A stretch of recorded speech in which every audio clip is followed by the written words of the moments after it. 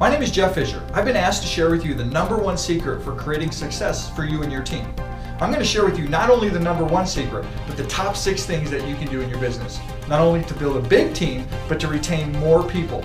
If you get these 6 things down, you're set for life. And the best part is, they're all really achievable.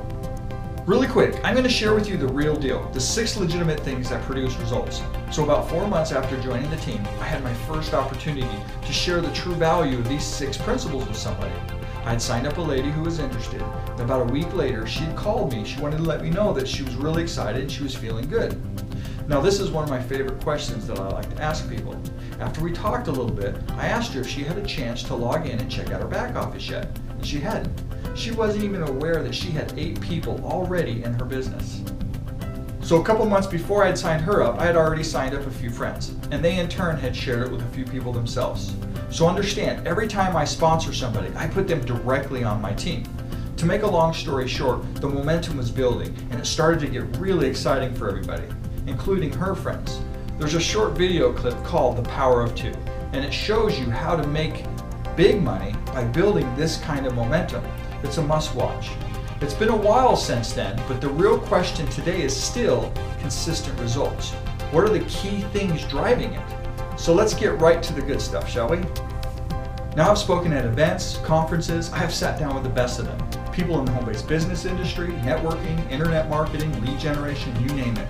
Let me just say that there are so many people out there that have amazing talents, and I'm even talking about the person that's watching the clip. Now one of the things I'm really thankful for is having the opportunity to receive all these precious pearls and build on it. Now you can spend hundreds of hours trying to learn these things, but I'm going to save you the time. The message that is always the same is this: networking is about culture and community. And if that doesn't make a lot of sense, it will here in a minute. I had a conversation one night while with a lady who had earned millions of dollars in multiple different marketing companies. She has built huge teams all over the world. She said something to me profound that really drives this point home. Now what she said was this: Jeff, people who learn to move products will make money, there's no doubt about it. But people that learn to move other people, they'll make millions. So if you simply focus in on moving products or how great your opportunity is, yes, you'll make money. But if you focus in on moving people, rallying people, and building a community, a team that believes in a higher goal, a higher vision of themselves and what the world can become, you'll make way more money. So #1, know what you stand for and know what you stand against.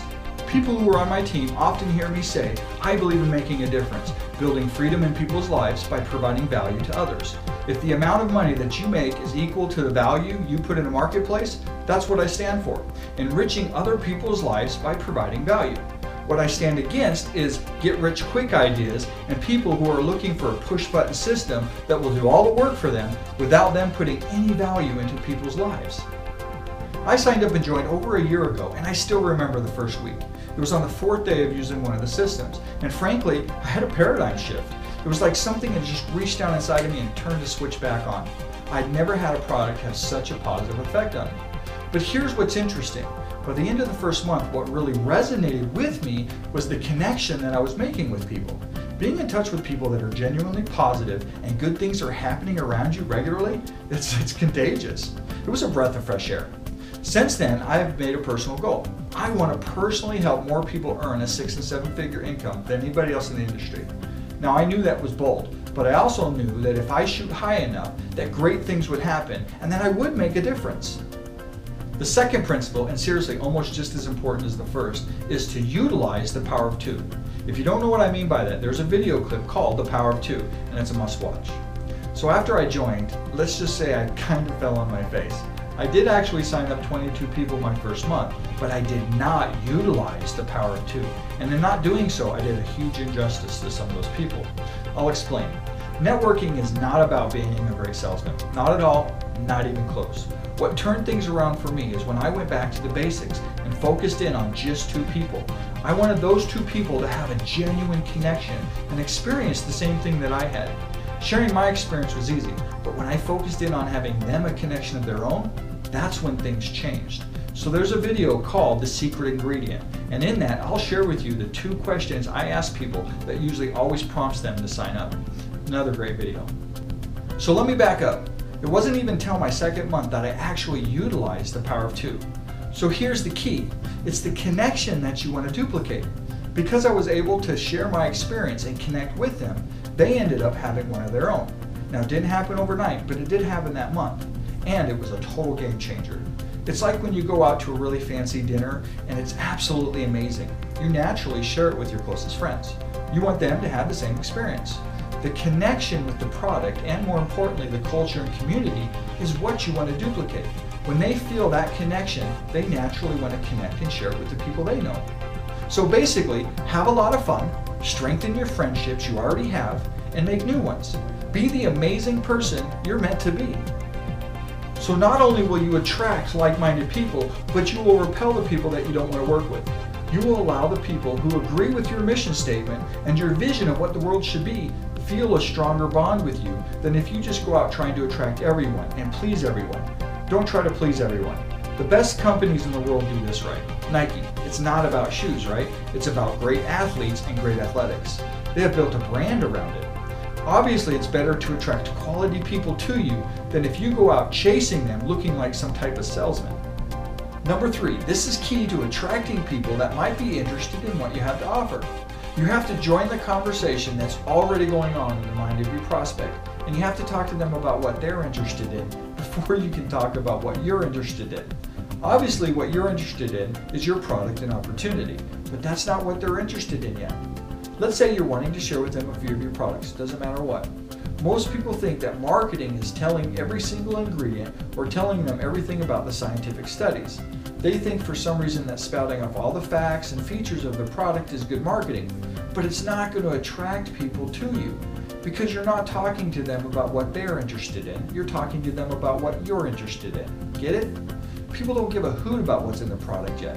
What they're interested in is the benefits of what the product can do for them, not necessarily the features. They may be more interested in getting their belly fat, or getting more comfortable in their clothes again, or looking better for their spouse so they can improve their marriage, or even slow down the aging process. Could your products be a solution for any of those problems? Yes, absolutely. But start by talking about what their needs are. People are more likely to act once they recognize their needs. Personally, I like to share with people how this opportunity has not only improved my life, but how it has helped my entire family. But not until I ask them questions first. There's no way you can focus in on the destination a person is seeking unless you ask them questions and you have a meaningful conversation. This way, you can learn what your prospects' fears are, their pains, what their desire is for the future, where do they want to go.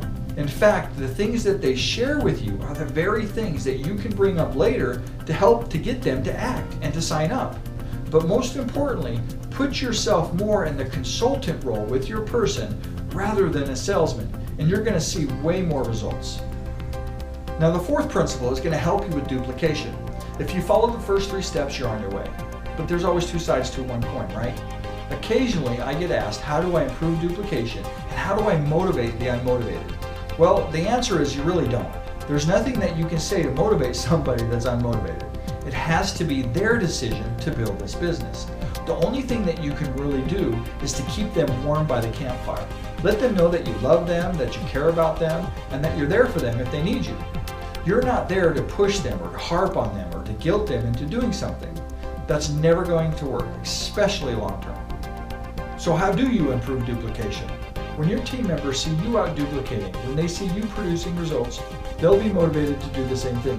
When you lead by example, you inspire with your own results. But if you sit back and you try to micromanage everybody and you tell them what they should be doing or try to guilt them to going out and producing, it's never going to work. In fact, they'll probably just leave your organization. So what you do is you just kind of keep them close and around the campfire. You never know when that one person is going to take off.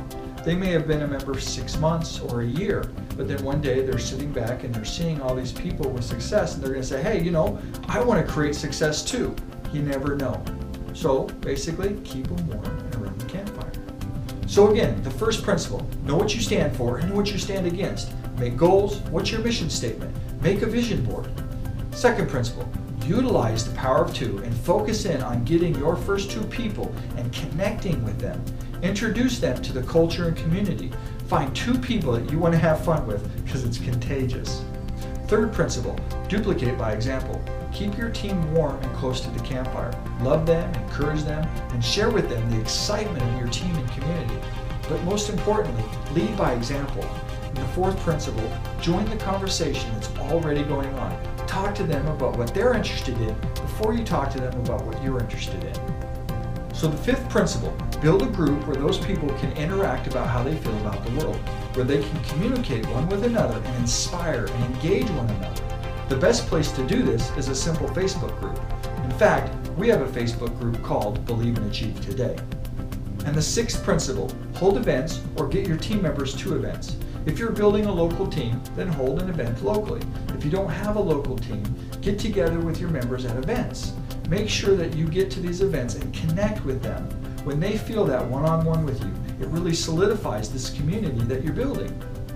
I hope me getting right to the point didn't devalue these principles. I like to compare them to blasting off in a rocket ship.